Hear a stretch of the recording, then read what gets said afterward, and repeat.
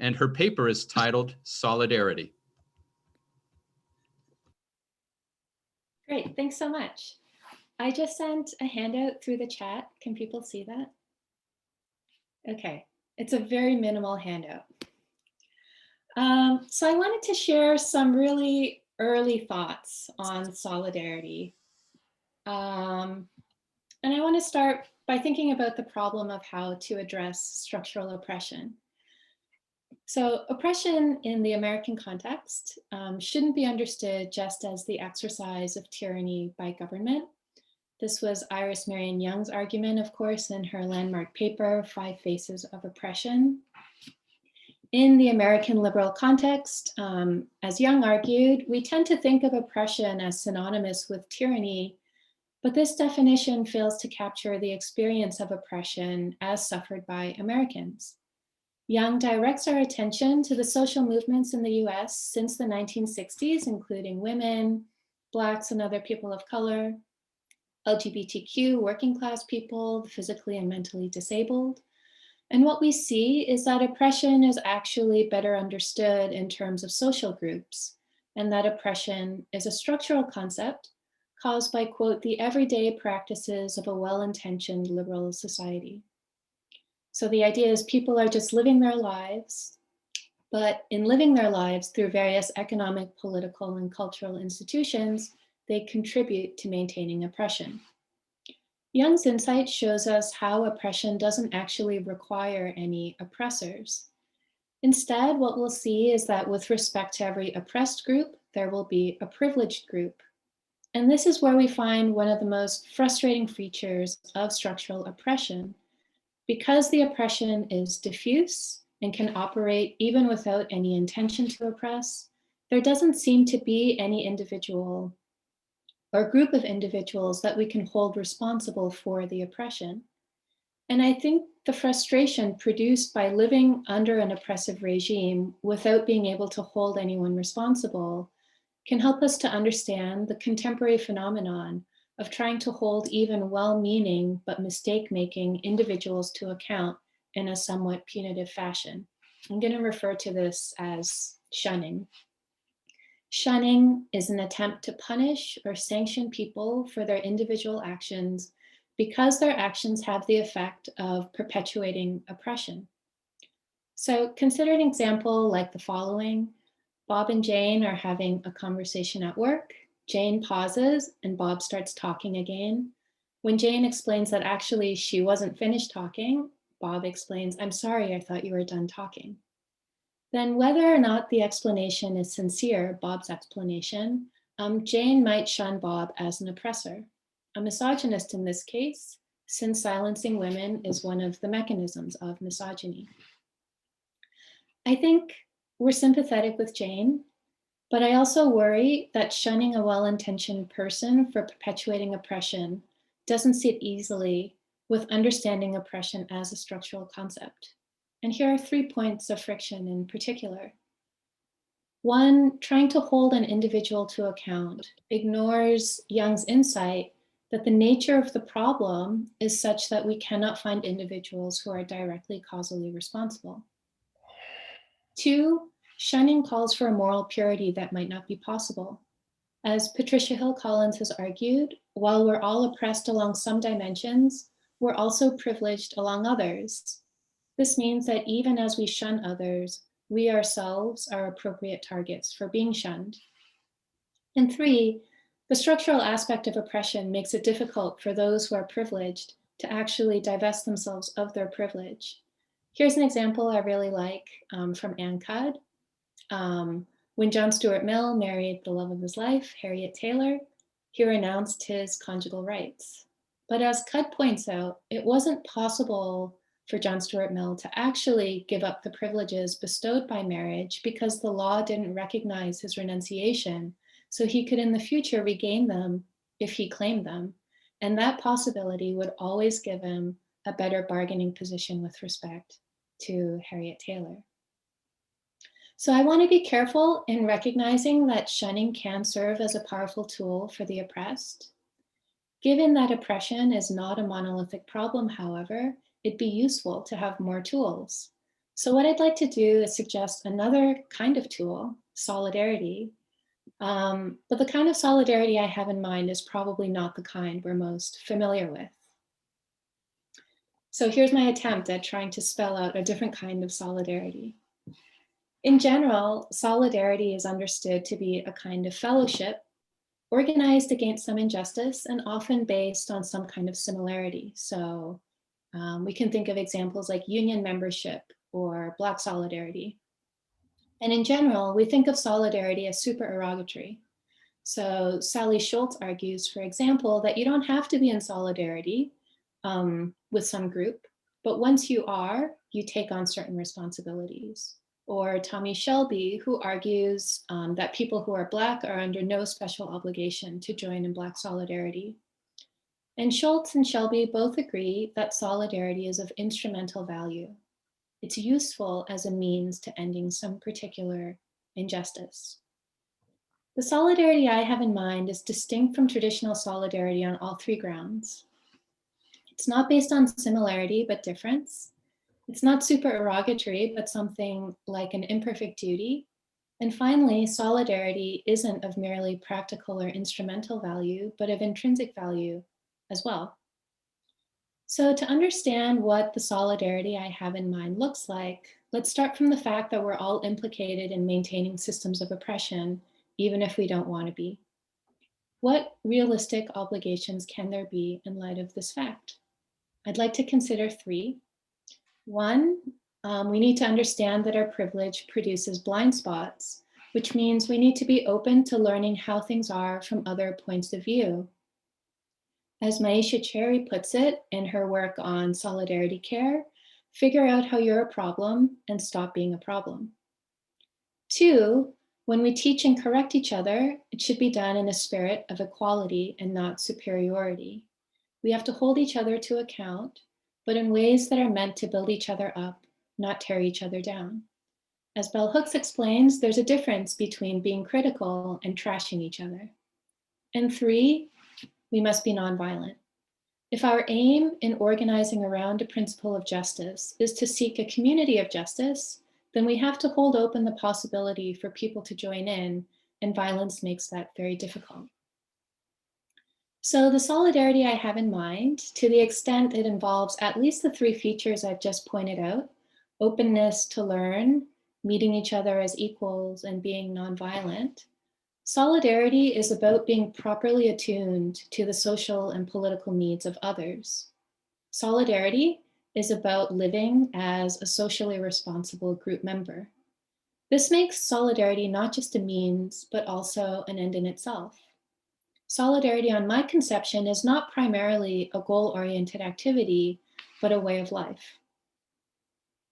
On this conception of solidarity, difference rather than similarity between members is necessary. Our differences become the basis of our solidarity, both the reason for our oppression and the way out. Solidarity involves helping each other to understand the ways in which we contribute to all kinds of oppression and being moved to action. One difficulty with the account as I've laid it out so far is that there isn't a clear way to distinguish between different solidarities. How are we supposed to tell the difference between, say, feminist solidarity and Black solidarity if there's no more group identity? So the first thing I want to say is I don't think that's necessarily a problem for my account.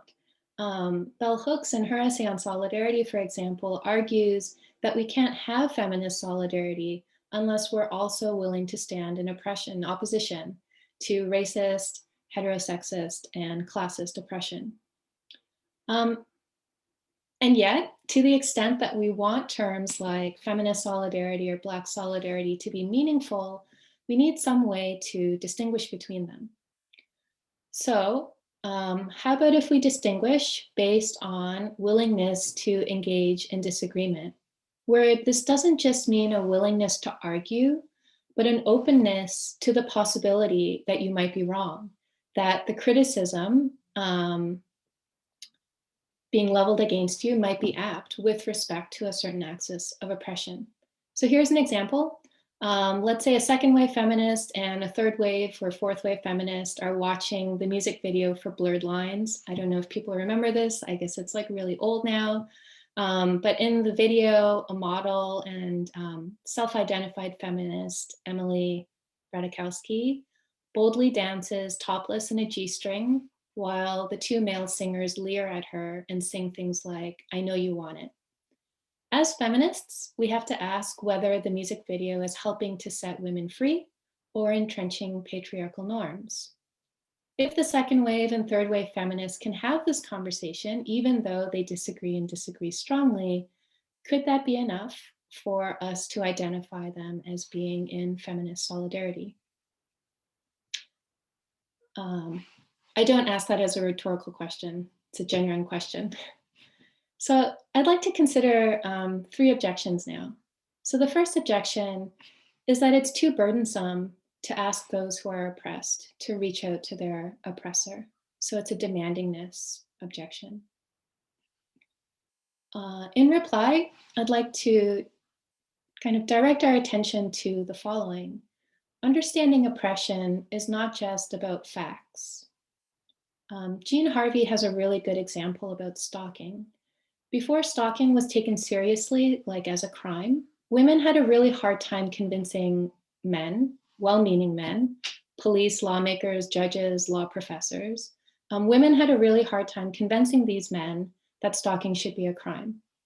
Women tried to explain the experience, what it was like to be constantly followed, to see the person standing outside all night, to find abusive messages on their answering machines repeatedly. And these well-meaning men were dismissive, like, why should we be focusing our limited resources on stalking when there are women who are actually being assaulted out there?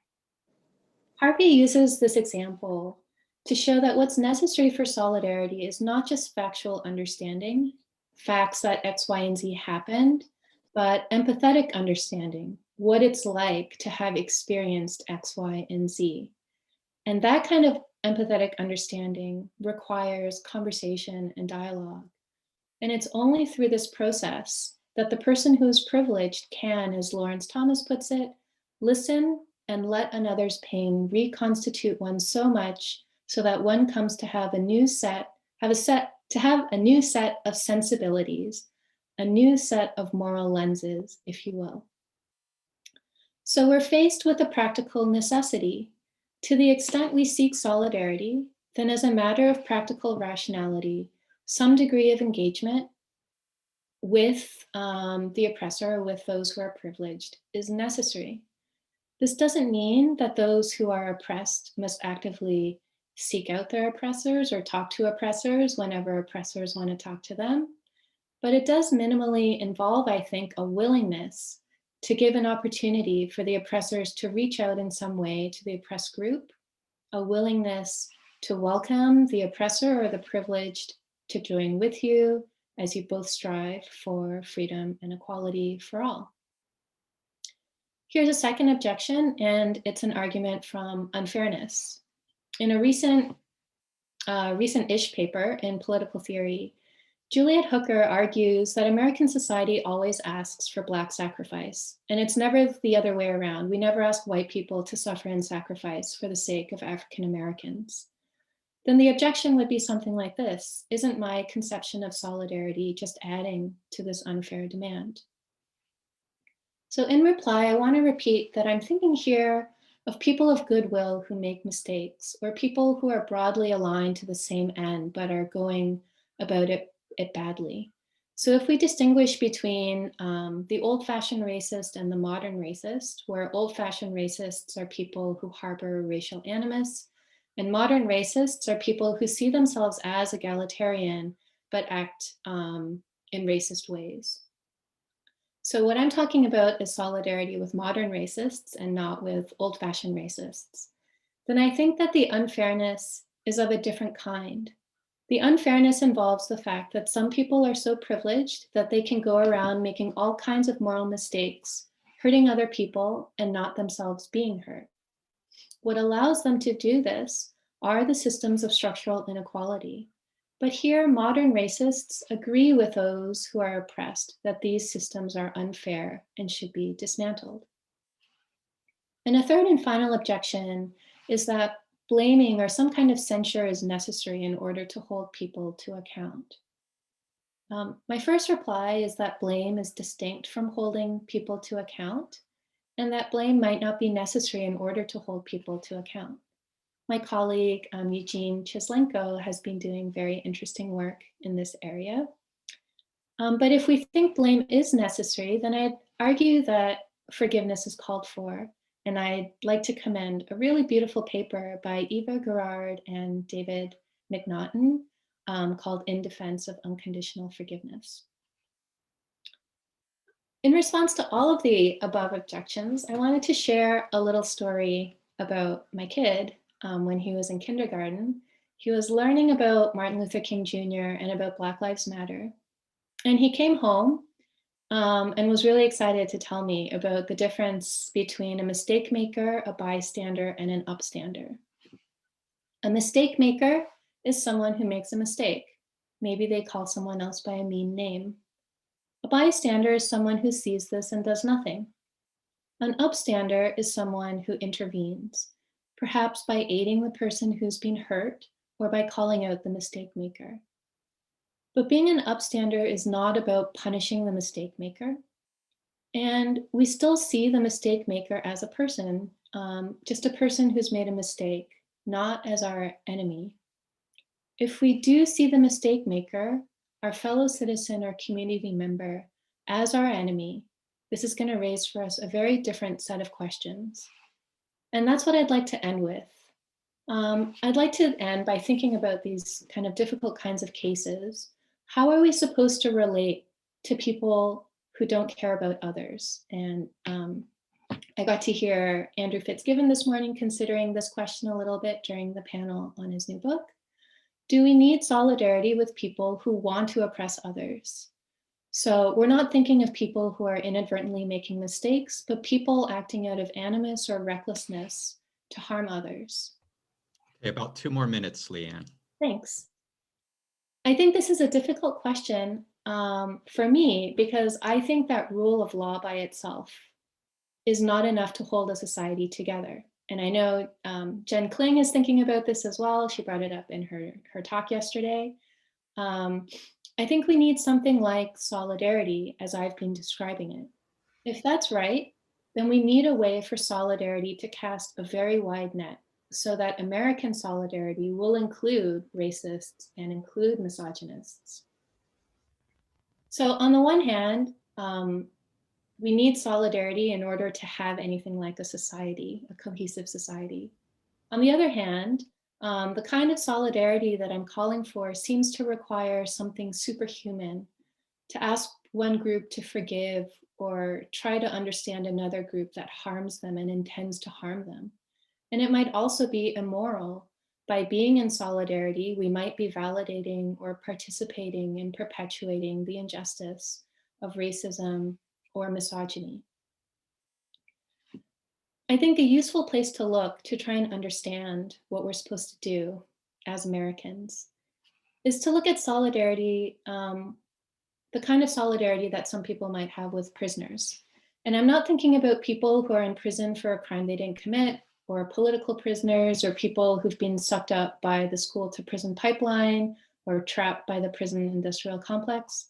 I'm thinking about people who've done very bad things because they've chosen to do them. So we might think, I'm not saying this is, an example, could be a hypothetical example, someone on death row who's done something really awful. Why might we be in solidarity with this prisoner?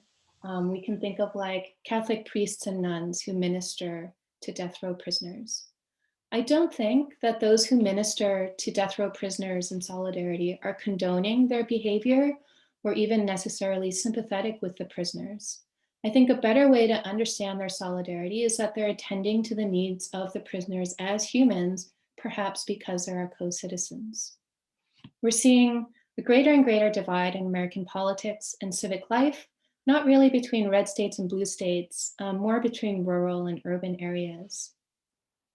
But as with the Catholic minister, Catholics who minister to death row prisoners, I think that as Americans, the blue areas can be in solidarity with the red ones if we can agree, for example, that all Americans should have access to clean drinking water, high quality public education, and some minimal health care, for example, even racists and misogynists and conspiracy theorists. If we don't, I fear that we'll be looking to former President Trump as an example or model. We will dole out money, aid, and support only to those who support and agree with us, and punish or leave to suffer those who don't. And that example, I think, should do some work in leading us down what I think is the right path or the better path. Thank you. Thanks, Leanne. Great paper, really compelling ideas. So there are some questions here. Garrett has a question. Thank you, Leanne. That I'm really moved, I think, actually, by the positivity in your paper. So it's a nice feeling to have. At the same time, the pessimist in me has to ask a somewhat cynical question. I'm concerned about, I'm not sure, you might call it a solidarity capture or something like that, where we try to empathize with and build solidarity with these groups, as you note, that are sort of on the fringes in some way to try to sort of bring them back in. But what if in the process of that, it works the other way, that we achieve solidarity, but at the expense of some important sort of moral component of our own. And then maybe even in the long term, we end up creating a system that has solidarity, but has turned its back on other concerns of justice. So I bond with, my white supremacist neighbor, and maybe I move him a little bit away from white supremacy, but he in turn drags me much further towards white supremacy. So we meet in the middle, but it's a middle that's closer to his side than it is to mine. Is that a concern you have at all? And if so, do you have any thoughts on how to check against it? It is a concern. It's not a concern that I had thought of, but it is a concern. I don't have a good answer. I think the panel I was just at before this one about democracy and authority, the people from that panel might have more things to say, but I feel like if you've gone with me that far and this is the worry, that's like a good place for me to be in, because I think the kind of the main new thing about my view is that solidarity is not supererogatory. It's not something that you can like choose. I really think it's an imperfect duty. And I also really think that as liberals, we tend to overemphasize the work that rule of law can do. And so if you agree with me that on those 2 points, I feel like really happy about the potential for this paper. Let me think more about your worry. I might have to say something about, I don't want to say like balance, you have to balance like justice against solidarity. I want to think of a better answer. I don't have one yet, but I think that's a really good question for me to think about and put in the next version of the paper. So let's try to have one more question before we move to our next speaker. So Jen, you were next in the queue. Oh, thank you. Leanne, I'm totally with you, as you know, that rule of law can't do everything for us. But I guess I'm worried about, maybe it's a variation of the demandingness objection. But I think it's not the classic version of the concern, right? I think it's the kind of thing I'm worried about is like, what I'll follow Garrett here and make up my own term, like solidarity brinkmanship, right? So this notion I feel like is that we get into, right, is like, it's always the folks on the liberal or progressive side who say, look, we're trying to have a society here. And so we have to reach out, right? But this is like brinkmanship, right? Because the conservative side is never willing to reach out, right? So you've seen this in the last 2.5 weeks, right? All of a sudden, Republicans are like, gee, Joe Biden, why aren't you being more unifying? Why aren't you taking up Republican causes, right? Whereas like nobody has been asking that for the past 4 years, right? And so the worry I have is like, there is this kind of brinkmanship, right? Where the conservative side just keeps being like, less and less willing to move. Mhm. And so it forces us into solidarity, right? Yeah, Keith, right? Something like the Overton window, right? Is that this solidarity starts to look like this kind of all-encompassing project, right? Where like, how long do we have to continue in solidarity before we're not willing to, before we're not trying to have a society here or something like that? Does that make sense as a question?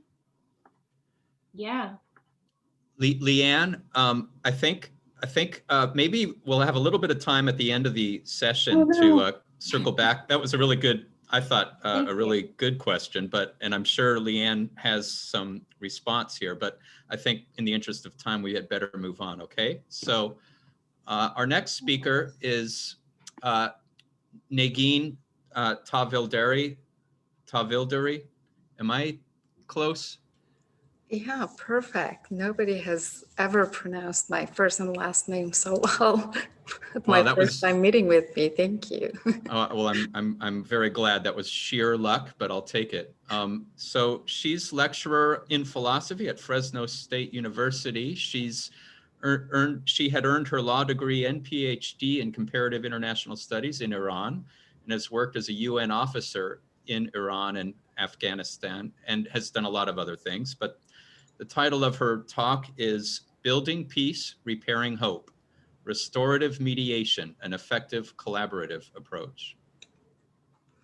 Thank you so much. Thank you for the introduction and for the opportunity to present my paper. This is the first time I'm with the CPP. And thanks to everyone for participating. I will be reading my paper and keeping high hopes that my Wi-Fi will stay strong. The United Nations Educational, Scientific, and Cultural Organization's work on education for peace and nonviolence considers two fundamental concepts of peace education as respect and skills. The document continues, I quote, "Respect refers to the development of respect for self and for others, and skills refer to specific communication, cooperation, and behavioral skills used in conflict situations," end of quote.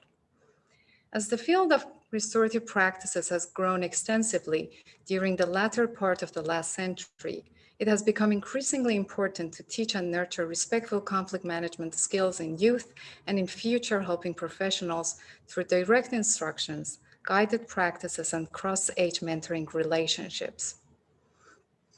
A field that has been for so long cognitively centered is now shifting towards elaborating more practical solutions that can help create positive social change.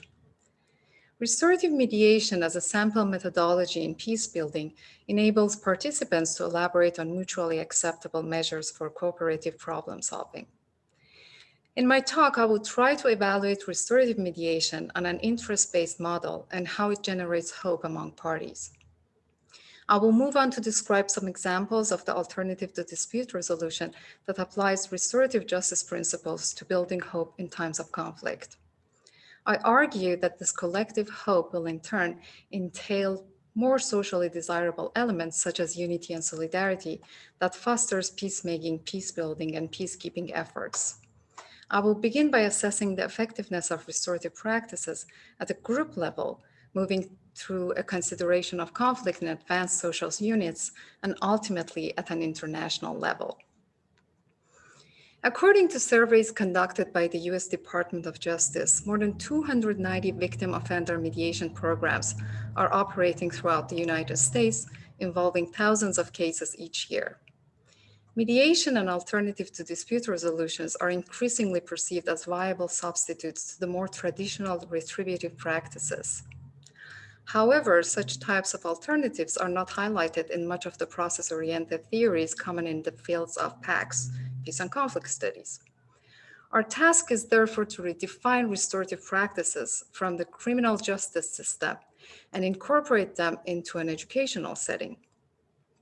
While PACS is committed to an overview of themes, approaches, and theories of peace and conflict, initiating more efficient practices to traditional framework through hands-on experience and service learning activities are gradually becoming a major part of the educational development in the arena of both K-12 and higher ed.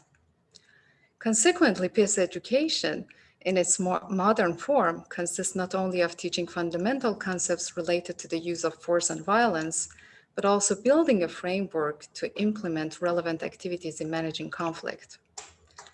There is no doubt that the proper knowledge and professional didactic are at the core of conflict management. However, there is a need for a more practical, yet more systematic solution than the classical peace education can provide. In other words, for a restorative philosophy, practicing persistently should be ahead of theory. Restorative practices such as mediation and peace coaching programs are practical options for such pedagogical framework. Meanwhile, in order to encourage the K-12 and higher ed stakeholders into investing their time and treasure on restorative practices, a community partnership seems essential. In the words of Australian criminologist John Braithwaite, I quote, "This process depends on human capital, the skills of people, and social capital, skills in interacting with others. For children whose families lack endowment of human and social capital, we rely on state-funded education systems to compensate. Yet, we quickly run up against the limits of the capabilities of formal education bureaucracies to make up for deficits that are profoundly informal." End of quote. Informal types of conflict management, such as restorative circles, peace coaching, interest-based dialogues, cooperative problem solving, restorative mediation, or conferencing, can be carried out through a network of community partners. Drawing on local knowledge from a diverse group creates solutions that are indeed sustainable, practical, and effective. Incorporating school community and professional public partnerships for problem solving will consequently empower school system in educating responsible citizens. Such informal networking can provide youth and victims of crime with a circle of social support that can also foster civil discourse. When assessing the youth development circle, Braithwaite witnessed that, I quote, "Being a beneficiary of emancipatory care when one is young may be the best way to learn to become compassionate democratic citizens who support the emancipation of others as adults." End of quote.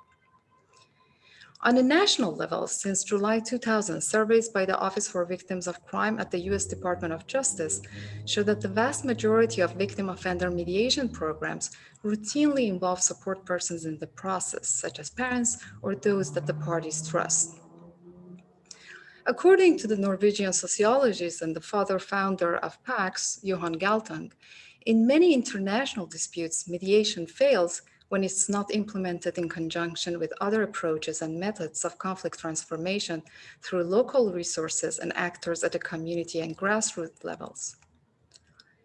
Aimed to increase the effectiveness and sustainability of conflict engagement efforts, the community-based restorative approaches encourage innovative thinking and new solutions in addressing the parties' needs and wants when assessing a conflict situation in many different levels, be it group, state, or international. During restorative mediation, peace circles, and other types of restorative practices, parties can share how the harm has affected their lives, receive answers to lingering questions, and be directly involved in repairing the harm by holding each and every party accountable. Such efforts can contribute to building a culture of peace through dialogue and action while encouraging respect and inclusion. A local example of such community collaboration we can glimpse is the Mediator Mentors program at the heart of our Fresno, California and Fresno State. And I have a drawing by one of our peer mediators from Clovis Unified School as my background.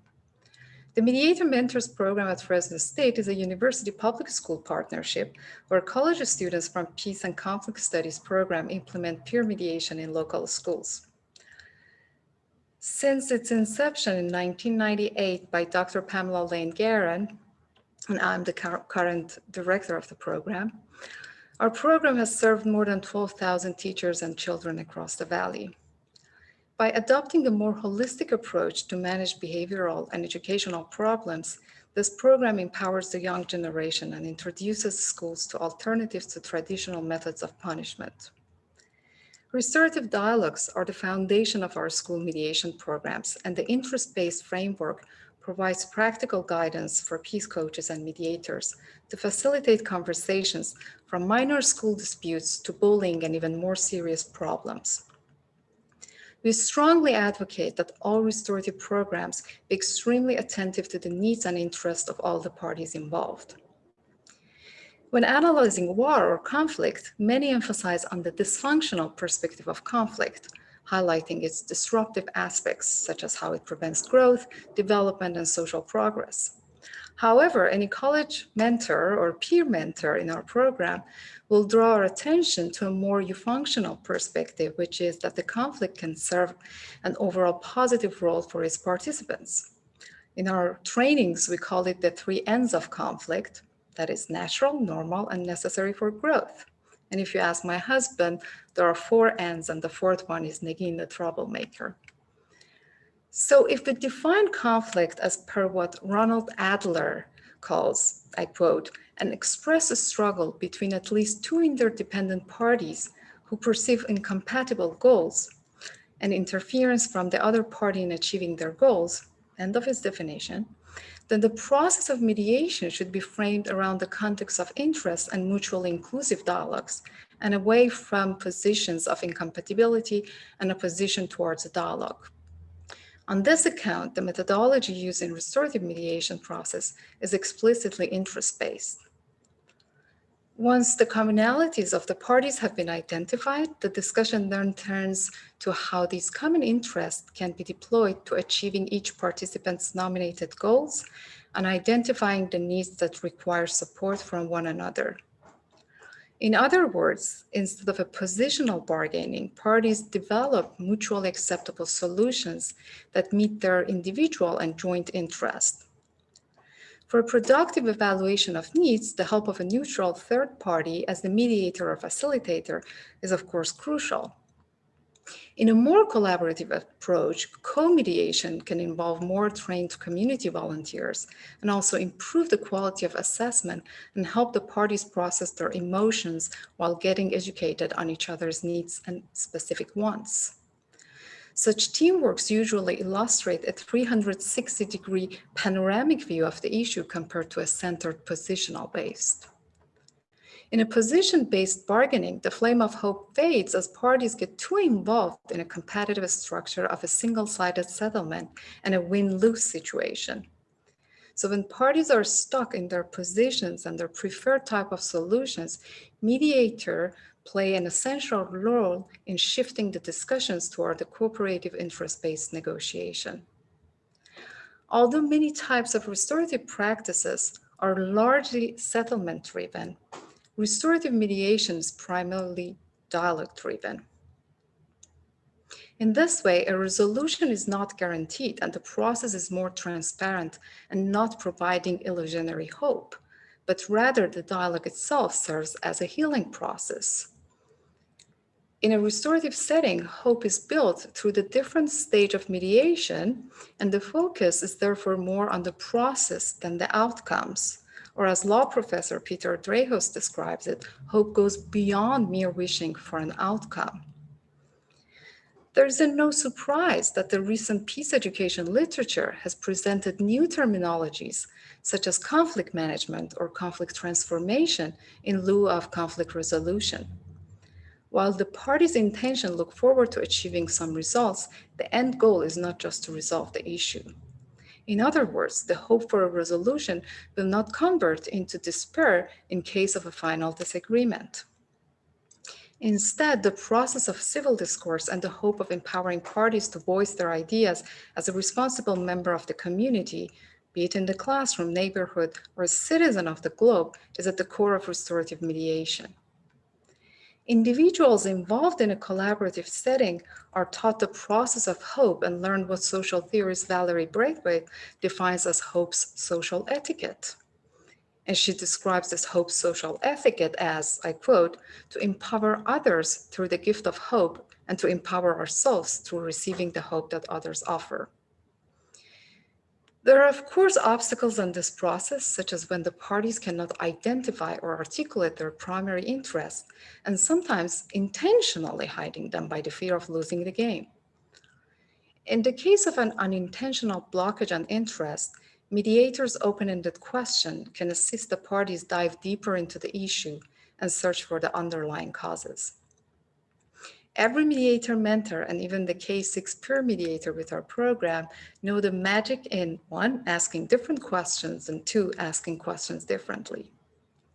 The practical approach when parties are intentionally not willing to share their interest is then based on a motivational interviewing. Building trust through active listening skills of reframing, reflecting, and summarizing encourage the parties to take ownership in the process of decision making. Mediation pioneer Christopher Moore believes, I quote, "A significant obstacle in high-tension conflicts in the state level is that negotiators are often more familiar with advocacy of positions or solution to problems and not accustomed to thinking in terms of needs and interests, or not aware of procedures for identifying and discussing them.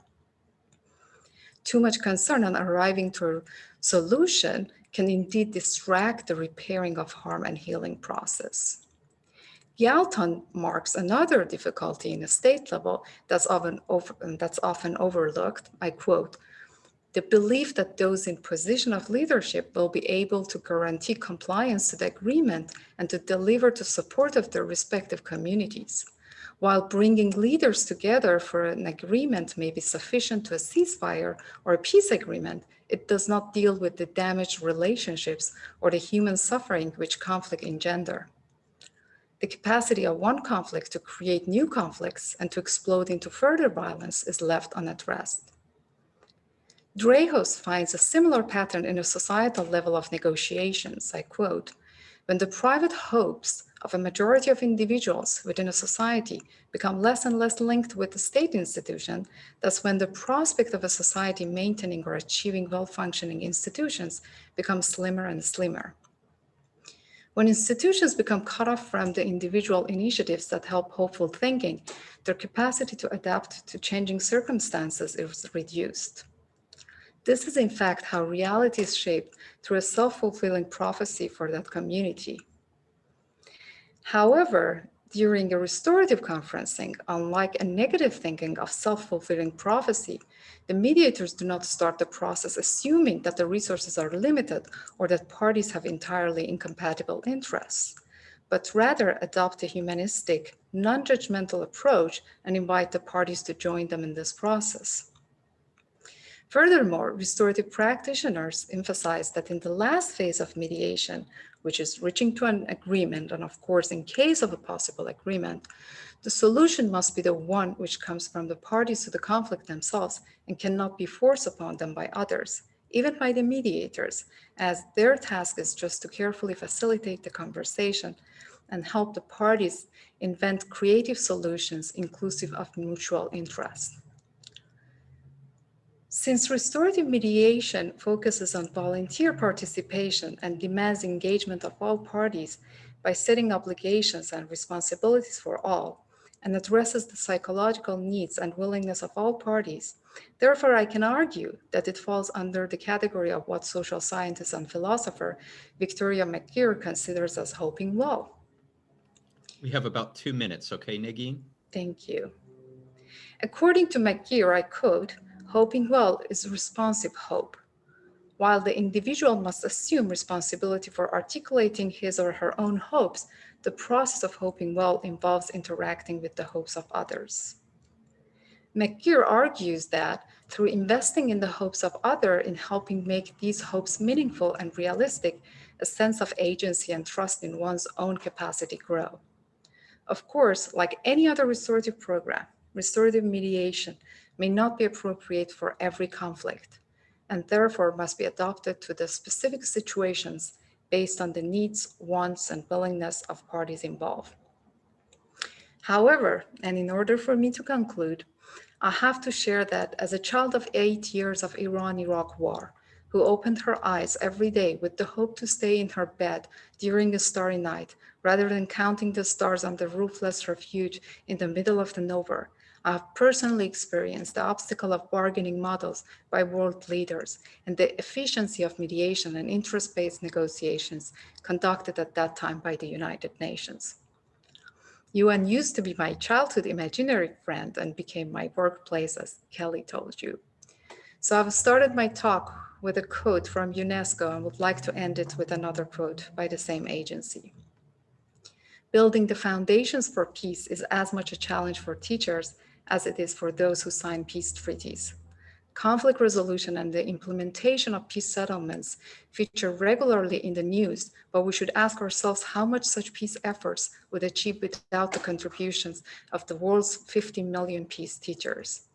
Day after day and year after year, teachers build the very fabric of peace. They transmit the knowledge, values, and attitudes, the skills and behaviors which ensure that peace is not just the absence of conflict, but becomes a way of life for all. Putting into daily practice the concept of social justice is essential to universal and lasting peace. Thank you, and I would be happy to take any questions. Thank you, Negin. That was a wonderful paper. And so we're ready for anybody who has any questions for Negin. So Mecca? Yes. Hello, Negin. Thank you for that paper. And let me just share that I'm working on those issues myself. Hopefully, will finish my Ubuntu book next year, as my contract specifies. I have put in the chat somewhere, Beyond Survival, the book that you want to look at, specifically because you said, well, and I get that a lot, restorative justice is not for all moments, right? And that to me really shrinks then the opportunities. Like, oh, let's, it's in criminal justice circles, we talk about the 3 nons. Well, can't have restorative justice if it's violent, no sex offenders, right? So the point then is, really we want to then have zero tolerance, if you're looking at schools specifically, we want to continue that hopeless pipeline. I mean, school to prison pipeline, if you want. So are we looking at restorative justice for some, but not for others, because prison would be the better venue for those? Or are we going to start to get ready for the difficult cases as Beyond Survival seems to model to me, right? And suggesting, yeah, there's going to be lots of failure and the process may be 1.5 years or 2 years long, right? People need a break, then come back together. And are there other things that we can do for people who have been harmed, right? And to think macroscopically about those folks who have caused harm. What is it, are those the victims who turned into bullies, right? To just have a much more holistic perspective. And, I've talked to Braithwaite, at a criminology conference, and I shared my work with him and talked to other criminologists. It seems to me that he's still vested in reintegrative shaming. And shame and blame games, I'm really not excited about those, right, for obvious reasons. So, I'm worried about you really still, using, the big light of the restorative justice movement, because there has been some turn, and I don't think he likes shaming very much, but there's still this, you must be responsible or else, so those are my vexing problems that I have to work out in my book. And thank you for your work, and the international legal perspectives that you bring to the table. Thank you so much for your comments. I think maybe my bad accent didn't clarify that. At the last part I meant, the part that you mentioned, I didn't say that restorative justice cannot be implemented in any conflict situation. Actually, I see 3 of my students who are here. In our last lecture, that was the conversation that we had about why do we need restorative justice, and that zero tolerance and school to prison pipeline was one of the issues that we were reflecting on. But also going back to the question, I specifically referred to restorative mediation, not to restorative justice. That's absolutely a myth to say that restorative justice is soft soft on crime or cannot be implemented into different levels of conflict. And that's why I have addressed it in different levels. Going back to Braithwaite, the work of Braithwaite that I have focused on was the Youth Development Circle, that article that he has been actually inspired from our neighbor in Santa Clara County, where they have these youth circles and peace circles, and how he describes hope being generated on a community-based level. So that was my inspiration from Braithwaite, but I'm in the same line with you when it comes to shaming. Absolutely, you're right. And thank you for the suggestion, Beyond Survival. I will definitely look into that. And good luck with your books. Thank you. Thank you very much, Negin. So it is time for our third speaker, and that's Jerry Kendall, professor of law at John Marshall Law School in Chicago. Has a rich and distinguished record in public service and scholarship, and I won't try to do justice to that. The title of his talk is Peace and Hope in Dark Time. So, excuse me, Peace and Hope in Hard Times, Towards a World with Neither Victims Nor Executioners. Thank you. I am a retired law professor. I did my 40 years, loved it, every minute of it, and I practiced for 50. So I'm one of them, those suspicious types who thinks the law is a moral notion or ought to be, and not just a positive thing. The big question that drives me when I think about CCP and peace and justice in the larger sense is take off from Camus, whether you can live in a world where there's neither victims nor executioners, or is that ultimately delusional? So that's the big question. The Trachmays, many of you, maybe most of you heard of, a couple from the Second World War who rescued thousands of Jewish children and others, adults, in Vichy, France. Andre Trachmay went on to become the worldwide head of Fellowship of Reconciliation for a good number of years. And his wife, Magna, who lived longer, is also a star player in this snippet. But it's a very, very brief summary of what they were about. There's about 10 books about them these days. So there's a lot more to be said to do them justice. The basic message was politics, they should have a politics of rescue, which I'll elaborate a little bit on. And the method was an anti-politics. And you can see from those two slogans that there's a certain contradiction or paradox between them. One says a politics of rescue, and the other says anti-politics. So I'm already in trouble. And then I've got several quotes and thoughts about hope, which I find were weaved into most other people's talk, and I just think they're worth throwing into the mix. So, without further ado, I assume most people know that Hannah Arendt had a book called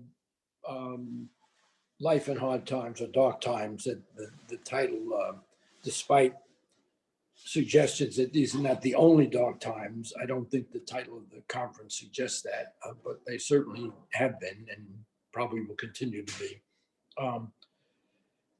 I want to basically suggest that to the list of people worth reflecting on in hard times, that the Trachmays and the village of Le Chambon and the other villages on that plateau in southern France be included. Their actions, the Trachmays' actions, are really, I think, important pieces in the mosaic of peace and justice. They're players who, if you know about them, I don't think your life or thought will ever be the same. And if you don't know about them, I'm happy to have introduced them. I mentioned that they were rescuers, to use one of the words that somebody used earlier today. And I wanted to get behind what they did to look at the value basis for why they did what they did. What they did, I think, fits with under the rubric of active nonviolence. They were engaged, they were affirmatively engaged, but it was clearly nonviolent in the best sense of the term. But they were neither utopians or pessimists. I think it's clear that they recognized that if they were going to engage with evil, and certainly the Vichy regime and the Nazi regime fall in that category, that there was a certain inevitability or necessity for conflict, that of necessity, this kind of resistance work involves conflict. But it wasn't about victory, that it was something else. And the way it's written, it's about witness. I'm reluctant to use the word witness because it's kind of too easy. You hold up your hand, I'm for this, I'm for that. I don't mean it in that kind of empty way, but a witness to a set of values. And here's my first hope quote. Václav Havel in Disturbing the Peace says, hope is not the same as optimism, nor the conviction that things will turn out well, but the certainty that something makes sense, regardless of how it turns out. And a couple of my adult kids commented on that being enlightening. And the more I think about it, the more dense and challenging it is as a thought. But the certainty that something makes sense, regardless of how it turns out, is so I want to focus now on the values of the Traquemays as I've abstracted them from their larger life story. It starts with human solidarity, and that obviously links up with Leanne's paper this morning, earlier today, I'm sorry. And I stole a very memorable cliche, it takes a village. Sorry, many villages, schools, and churches. In the particular situation of the Traquemays, the people who lived on the plateau where they lived were, in large part, Huguenots who were victimized by the French government, basically driven out of France or out of Paris, so that they have a kind of an intuitive understanding of the problems of persecuted people. And just as a quick comment about solidarity, I think it's not, I don't know, Daniel Berrigan had a book called The Geography of Faith. So it's who you stand with, it's where you are. But I don't think it's with groups or everything that a group stands for. I think it's much narrower, that you can have solidarity with persons about X, or maybe persons about their human dignity, one would hope. But I'm dubious about solidarity with groups and nation states and entities and organizations. If the world of politics is of necessity, almost always the argument comes down to, well, at least in lawyers' cases, it's the lesser of two evils. And anybody who has a feel for justice and goodness says, yeah, but you still end up with evil. There has to be another option. So that, be that as it may. I think the key to unraveling a lot of what we talk about is that Dr. King recognized that we have to become liberated from the assumption that self-preservation is the first law of nature. He insisted it wasn't. Numbers of others had a similar view, and I think that's the real challenge. The comments, I think, Stephen, I really enjoyed, respected, reflected, I've written about killing innocent people in war and the justifications for that and whatnot. So there was a lot of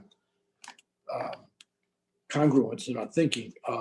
But the first law of nature, if the first law of nature is that self-preservation, then we are not social creatures.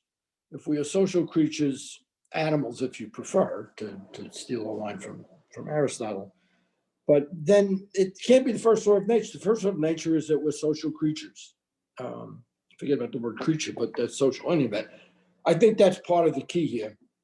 But that's certainly not enough. That institutions, if they're not reined in and transformed, will crush the best of intentions. I'm following orders. The law requires, my boss said, my spouse said, etc.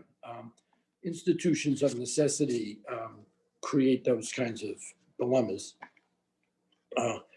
And the fact of the matter is the Nazi regime, according to the best scholars, proceeded always by following the law. They changed the law. It would not be a just law, to be sure, but they would change the law and then do what was legal, in quotation marks. And I think most of the literature in Nuremberg and related stuff substantiates that. So anyhow, solidarity is important, but I think it's much more individualized and narrowly focused, not the grand picture. That's respecting human dignity. It's a different notion, it seems to me. Anyhow, so the second value is truth, both capital T and small t. Trachmay's truths were Christian. Andre Trachmay was a minister, but his understanding of reality can be, and I think has been de-Christianized, if that's the term you can use, or secularized. And I think in understanding the activity of the Central Europeans at the collapse of the Soviet Union and back in the 80s, is a secularized version of the same kind of approach that the Trachmays used in a Christian context. It was Havel in the Czech Republic. Michnik, who's one of my favorites, actually met him at the law school a good number of years ago now. In Poland, and George Conrad, who's a pretty well-known, famous novelist in Hungary. But Havel's line was that they were to live as if they were living in a free society. That was the best kind of overarching perspective. What they meant by that, in a sense, was the politics was focused on people, individuals, and not about the law or the politics of the apparatus. In Havel's words. So anyhow, truth is an essential. And then the third one is this I can't help but wonder about, but it's the word ordinary, that it's the day-to-day living, the routines of daily life. The example that Magna Trachma uses is that when somebody knocks on your door and you open it, it has to be that both you and the door opener and the person who knocked on the door's lives are changed, regardless of what your response is. If you kick them out, you throw them out, you feed them food, you give them a hug, whatever, doesn't matter. Your lives are changed. And Havel, in response to a similar story, verbalized the thought that the future is stigmatized by the means used to secure it. I mentioned that yesterday in a chat room comment on, I forget now whose presentation. But the future is stigmatized by the means used to secure it, so that you cannot ever separate the means and the ends. And once you face to face with somebody and engage, you're stuck. Things are always different. Your consciousness or your subconsciousness or your more physical life. So this focus on individuals, and we all think of building movements and organizations and big things, but the focus on individuals highlights both the Trachmay's message and ethic of rescue, and their method, which was anti-politics, this focus on the person and humans and not on the apparatus and organizations. Magna Trachmay, when asked, said, all she was doing was helping Jews. She wasn't resisting Vichy and she wasn't resisting Nazis. She was just helping Jews. That's all it was about. Obviously, that was recognized by Yad Vashem, where both my Trachmays are held in high regard. So if one's about peace and justice, maybe this notion of the ethic of rescue is a place to begin. But it's neither easy nor without grave risks. It seems to me that the tragedy, what Max Weber, whichever, you'll forgive my Brooklyn insistence on how it's pronounced, talked about the tragedy of action. I mentioned the lesser of two evils. If that's the way of the world, and somebody yesterday said that there was that anything you do involves violence.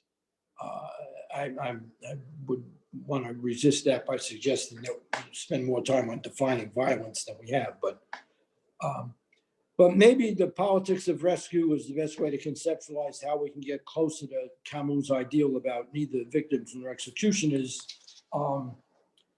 And Havel talked about distinguishing between incarnation and transcendence.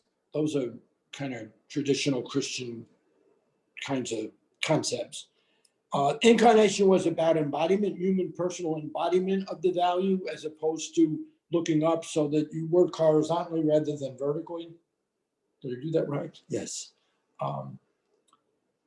In any event, how do we get there is the real challenge. I think it's easy enough to quote these people I've quoted. Most of us are probably familiar with some of it, if not all of it. But how the heck do we get there? In A.O. Hirschman, this relates back to Anna's thing about development. I read the long recent biography about Hirschman and a lot of his books and books about him.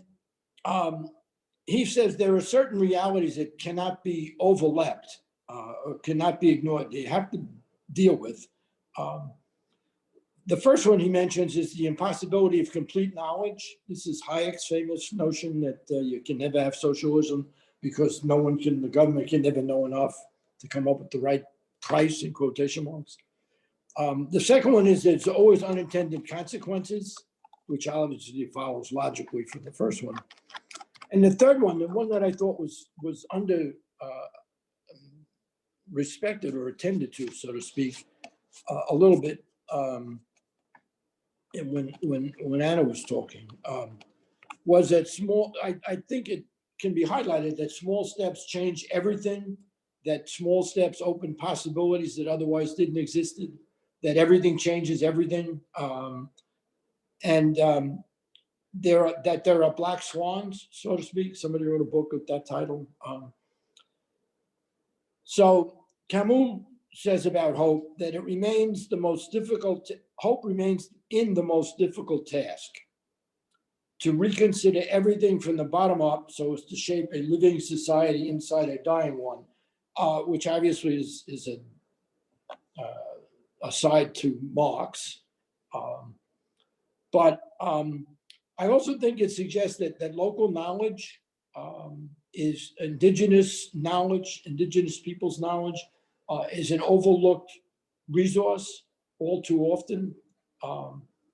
And that when people talk about experts, we tend to think of ourselves as opposed to the people who've lived for thousands of years and survived and seem reasonably happy, if not westernized. Is that a blessing or a curse these days? Jerry, we have about 2 minutes, okay? Okay, sure. I came across heard an interview of a physicist, Nobel laureate called Frank Wilczek, who's had a complementarity theory that says just like light can be both a wave and what's a particle at the same time, depending on how you look at it, perhaps that's an insight that can be extended to the human condition. He seems to think it's possible. So that maybe just as we can keep two thoughts in our minds at the same time, even if they're conflicting, maybe we can have neither victims nor executioners. It might be that Marx's dialectic is the key. I'm not prepared to go there yet, but anyhow. Let me end with a quote about from Seamus Heaney, you may have heard, the Irish poet. It begins, history says, don't hope on this side of the grave. I bet it's shooting. But then once in a lifetime, I hope it's more than once, the longed for wave of justice rises up and make hope and history rhyme. Is how he ends the poem. It's a favorite of the current president, which is where I first heard about it. So if I can end in that thought, I do think that we need to pay more respect to the local, to the ordinary, to the individual, and stop. I mean, red states and blue states is silly talk. I'm sorry, I sound judgmental. I'm not wagging my finger because when I do, they only point back at me. They don't open any more than that. So don't misunderstand. I fully respect what everybody's done, but groupthink is not helpful. We have to get past the apparatus. And I know how daunting it is for a lawyer to say, or somebody in the military, when without organization, without the institution, it really is hard to accomplish whatever goals you're after. But in any event, I hope that introducing those of you who never met them to the Traquemays, you discover that they're worth knowing. And I would offer the thought that an ethics of rescue and kind of a politics that was focused on embodying values rather than arguing with each other was a place to begin to go, I think. So thank you very much. And thank you all. It's most enlightening, always great fun, and happy to see everybody. Thanks. Thanks very much. That was great. And yeah, thanks, Kelly. You did a great job, by the way. Thank you. An unenviable task. Oh, it's rather easy. You don't have to have any interesting ideas or anything to share. It's wonderful. So we've got some questions in the queue. The first one from Court. Hey, thanks, Jerry. I agree. The Traquemays are wonderful to read about. And I guess that's where I want my question to, and I love Havel too. I mean, there you are. Yeah, Mr. Liberal Arts. Okay. Yeah, I'm the liberal arts, the whole thing. And this is my son, Elliot. Hello, Elliot. So I know there was a moment in his life that really shaped his morals, and it was the experiencing the death of his mother, right? In the car accident. And so that then had Traquemay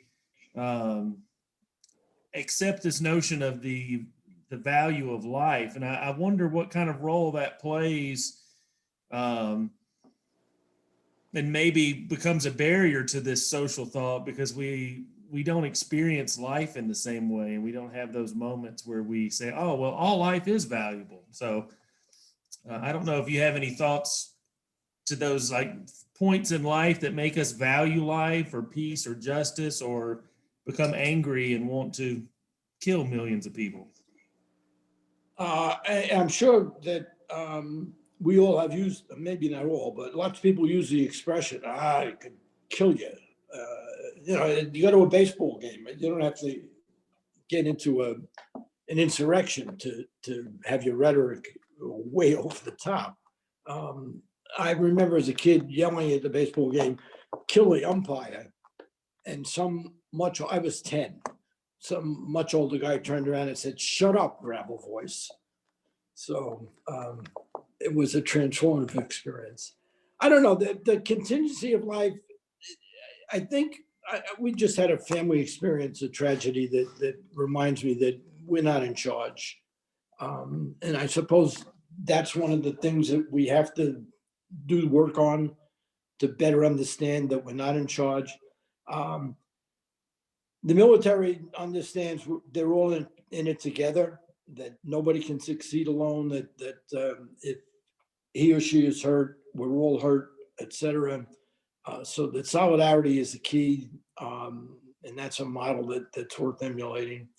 But human life, if human life is the first law of the jungle of nature, I think we're deluding ourselves. I'm not even sure if you accept that it's not, that justice in the earthly justice is realizable. Certainly St. Augustine was certain, adamant, insistent that it wasn't realizable. He had his two cities. So I accept that kind of an experience is transformative, and how you view life. And I think religious people tend to recognize that they're not in charge if the kind of nuns' teaching took hold. But as you grow up, you assume you're in charge. You're going to, what are you going to do for a living, and who you're going to marry, and where you're going to live, and my boss is a bum, or my boss is great, or whatever. But there's a sense of having some agency, and certainly we do. And I'm not suggesting ultimately we don't, but we don't have nearly as much as we think we do. So we're running up against the the limit of Yes. time. The session's formally, we've run out of time. I don't know if Andy would like, we could still have a bit of discussion, but technically we've run out of time. Our next session is in 15 minutes. Or I'm happy to defer, and Jerry, we could talk. If we end the session, we could talk for a few minutes in between. Yeah, no, I recognize that, as I said, Kelly, you did the right thing. So staying on schedule is important. Well, then I failed because we're 2 minutes. I'm kidding. We're 2 minutes past schedule. So that'll officially conclude the session. Thanks